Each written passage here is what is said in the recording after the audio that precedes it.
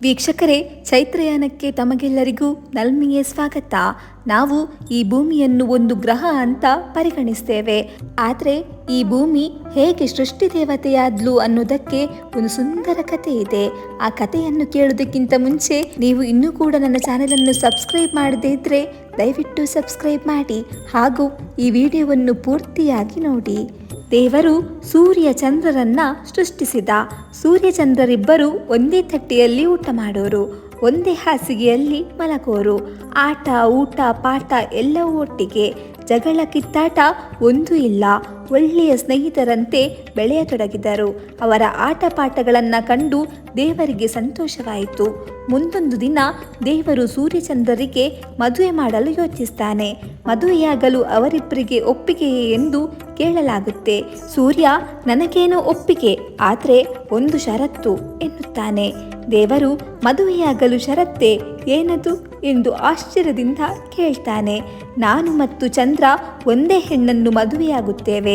ಅದಕ್ಕೆ ಒಪ್ಪಿದ್ರೆ ಮಾತ್ರ ಮದುವೆ, ಇಲ್ಲದಿದ್ದರೆ ನಾನಂತೂ ಮದುವೆಯಾಗಲ್ಲ ಎಂದು ಬಿಟ್ಟ. ಸೂರ್ಯನ ಮಾತಿಗೆ ಚಂದ್ರನು ಧ್ವನಿಗೂಡಿಸಿದ. ದೇವರಿಗೆ ದಿಕ್ಕೇ ತೋಚದಾಗುತ್ತೆ. ಇಂತಹ ಯೋಚನೆ ಇರುವ ಇವರಿಬ್ಬರನ್ನು ದೂರ ದೂರ ಮಾಡಲೇಬೇಕೆನ್ನಿಸಿತು. ತಲೆಯ ಮೇಲೆ ಕೈ ಹೊತ್ತು ಕುಳಿತ. ದೇವರು ಇದಕ್ಕೆ ಏನಾದರೂ ಮಾಡಬೇಕು ಎಂದು ತನ್ನ ಸಹದೇವತೆಗಳನ್ನೆಲ್ಲ ಗುಟ್ಟಾಗಿ ಕರೆದು ವಿಚಾರಿಸತೊಡಗಿದ್ದ. ಆಗ ಭೂಮಿ, ದೇವರೇ, ನಾನು ಅವರಿಬ್ಬರನ್ನು ದೂರ ಮಾಡುತ್ತೇನೆ, ನಿನ್ನ ಚಿಂತೆ ಬಗೆಹರಿಸುತ್ತೇನೆ ಎನ್ನುತ್ತಾಳೆ. ದೇವರಿಗೆ ಸಂತೋಷವಾಗುತ್ತೆ. ಅದೊಂದು ಕೆಲಸ ಮಾಡಿಬಿಟ್ರೆ ನಿನಗೆ ಬೇಕಾದದ್ದು ಕೊಡುತ್ತೇನೆ ಎನ್ನುತ್ತಾನೆ. ಒಂದು ದಿನ ಸೂರ್ಯಚಂದ್ರ ಇಬ್ಬರು ಪರ್ವತದ ತುದಿಯಲ್ಲಿ ನಿಂತು ಮಾತಾಡ್ತಾ ಇದ್ರು.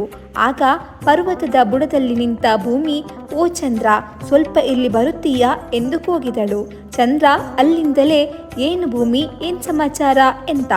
ಭೂಮಿ ಕಿವಿ ಕೇಳಿಸಿದವಳಂತೆ ನಟಿಸುತ್ತಾ, ಅಯ್ಯೋ ಕೇಳಿಸಲ್ಲ, ಇಲ್ಲೇ ಬಾರಪ್ಪ, ನಾನು ನಿನಗೆ ಏನು ಹೇಳಬೇಕು ಎಂದಳು. ಚಂದ್ರ, ಅದೇನು ಹೋಗಿ ಕೇಳಿಕೊಂಡು ಬಾ, ಪಾಪ ಯಾವತ್ತೂ ಕರೆಯದವಳು ಇವತ್ತು ಕರೆಯುತ್ತಿದ್ದಾಳೆ ಎಂದು ಹೇಳಿದಾಗ ಚಂದ್ರ ಇಳಿದು ಬಂದ. ಏನು ಭೂಮಿ, ಏಕೆ ಕರೆದೆ ಎಂದ ಚಂದ್ರ.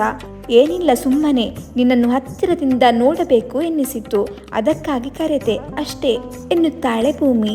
ಏನೋ ಹೇಳಬೇಕು ಅಂದೆ, ಅದೇನು ಹೇಳು ಎಂದ ಚಂದ್ರ. ಭೂಮಿ, ಅಯ್ಯೋ ಏನಿಲ್ಲ, ನನಗೆ ಅದೇನೋ ಮರ್ತೆ ಹೋಯಿತು ಎಂದು ಹೊರಟೆ ಬಿಟ್ಟಳು ಭೂಮಿ. ಚಂದ್ರ ಇವಳೊಬ್ಬಳು ಎಂದುಕೊಳ್ಳುತ್ತಾ ಸೂರ್ಯನಲ್ಲಿಗೆ ಓಡಿ ಹೋಗ್ತಾನೆ. ಸೂರ್ಯ, ಏನಂತೆ, ಭೂಮಿಯಾಗಿ ಕರೆದಿದ್ಲು ಎಂದು ಕೇಳಿದ. ಚಂದ್ರ ಏನೂ ಇಲ್ಲ ಎಂದ್ರು. ಸೂರ್ಯ, ಏನೋ ಹೇಳಬೇಕು ಅಂತಲೇ ಕರೆದಿರ್ತಾಳೆ, ನೀನು ಏನೂ ಇಲ್ಲ ಅಂತಿದೀಯಾ, ನನ್ನಿಂದ ಏನೋ ಮುಚ್ಚಿಡ್ತಾ ಇದೆಯಾ, ಅದೇನು ಹೇಳು ಎಂದ ಬೇಸರದಿಂದ.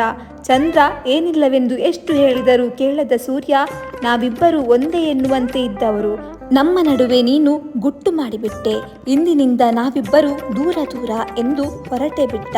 ಚಂದ್ರನಿಗೆ ಬಹಳ ಬೇಸರವಾದರೂ ಏನು ಮಾಡುವಂತಿರಲಿಲ್ಲ. ಸೂರ್ಯಚಂದ್ರರು ದೂರ ದೂರವಾದದ್ದನ್ನು ಕಂಡು ಖುಷಿಯಿಂದ ದೇವರು ಭೂಮಿಗೆ ಏನು ಬೇಕೋ ಅದನ್ನು ಕೇಳು, ಕೊಡುತ್ತೇನೆ ಎಂದ. ಭೂಮಿ, ದೇವರೇ, ನಿನ್ನಂತೆ ನನಗೂ ಸೃಷ್ಟಿಸುವ ಶಕ್ತಿ ಕೊಡು. ಗಿಡ ಮರ ಪ್ರಾಣಿ ಪಕ್ಷಿ ಕೀಟ ಬೆಟ್ಟ ಗುಡ್ಡ ಪರ್ವತ ನದಿ ಹೊಳೆ ಸಮುದ್ರ ಹೀಗೆ ಎಲ್ಲವನ್ನು ಸೃಷ್ಟಿಸುವ ನಿನಗಿರುವ ಶಕ್ತಿಯನ್ನು ನನಗೂ ಕೊಡು ಎಂದು ಬೇಡುತ್ತಾಳೆ. ದೇವರು, ಭೂಮಿ, ನಿನ್ನ ಬೇಡಿಕೆ ಅತಿಯಾಯಿತು, ಆದರೂ ಕೊಟ್ಟ ಮಾತಿನಂತೆ ನಾನು ನಿನಗೆ ಆ ಶಕ್ತಿಯನ್ನು ನೀಡುತ್ತೇನೆ. ಆದರೆ ಅದರ ಸತ್ಪರಿಣಾಮಗಳನ್ನು ನೀನು ಅನುಭವಿಸುವಂತೆ ದುಷ್ಪರಿಣಾಮಗಳನ್ನು ಅನುಭವಿಸಲೇಬೇಕು. ತಥಾಸ್ತು ಎನ್ನುತ್ತಾನೆ. ಅಂದಿನಿಂದ ಭೂಮಿ ದೇವರಂತೆ ತಾನು ಸೃಷ್ಟಿಸುವ ಶಕ್ತಿಯನ್ನು ಪಡೆದಳು. ಅದರ ಜೊತೆಯಲ್ಲಿ ಭೂಕಂಪ, ಚಂಡಮಾರುತ, ಪ್ರವಾಹ, ಸುನಾಮಿ ಮೊದಲಾದ ದುಷ್ಪರಿಣಾಮಗಳನ್ನು ಎದುರಿಸುವಂತಾದಳು.